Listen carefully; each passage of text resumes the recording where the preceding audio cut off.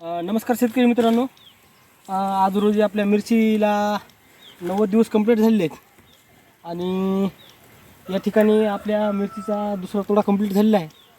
2 तोड्यामध्ये आपला जवळपास 2 टनाच्या वरी आसपास 2 टनाच्या वरी माल निघालेला आहे आणि आज 90 दिवस कंप्लीट झालेले आहेत आणि आज आपण स्प्रे घेणार आहोत. तर आपल्या मिरची पिकासाठी थ्रिप्ससाठी स्प्रे घेणार आहोत. थ्रिप्स असेल, जे रसशोषक किडे असतील यासाठी आपण स्प्रे घेणार आहोत. माझी विनंती राहील की आपण मोठं झालेलं आहे, पिकाची अवस्था बघता आपण बारक्या फवाराचा हे करण्यापेक्षा जर इंजनवर या फवाराचा स्प्रे जर केला तर ते चांगलं राहील आणि औषध पुरेपूर प्रमाणात खोलपर्यंत जाण्यास आपल्याला मदत होईल. तर स्प्रेमध्ये आपण थ्रिप्स आणि रसशोषक किडे यासाठी नियंत्रण करण्यासाठी आपण फॅक्स फिप्रोनिल 5% असलेलं फॅक्स नावाचं औषध आपण या ठिकाणी प्रतिपंप 25 ml वापरणार आहोत. त्यानंतर रसशोषक किडे व पांढरी माशीचा जबरदस्त रामबाण उपाय असलेला हा SLR 525 या ठिकाणी वापरणार आहोत. तर SLRने पांढरी माशी पूर्णतः कवर होईल.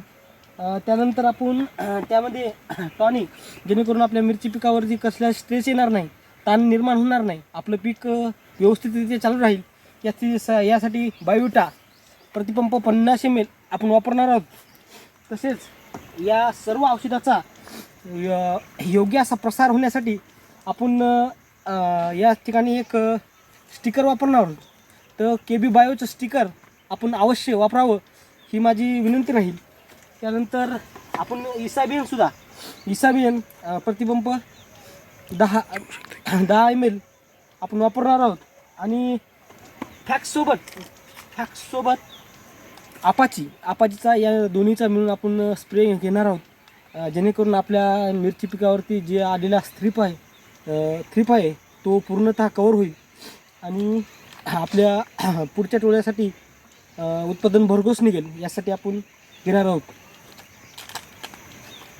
माहिती कशी वाटली हे नक्की आपल्या कमेंट करून कळवावे आणि इथून पुढे जे काही स्प्रे होतील, मिरची पिकाविषयी माहिती असेल ती आपल्याला व्हिडिओच्या माध्यमातून आपल्यापर्यंत पोहोचली जाईल.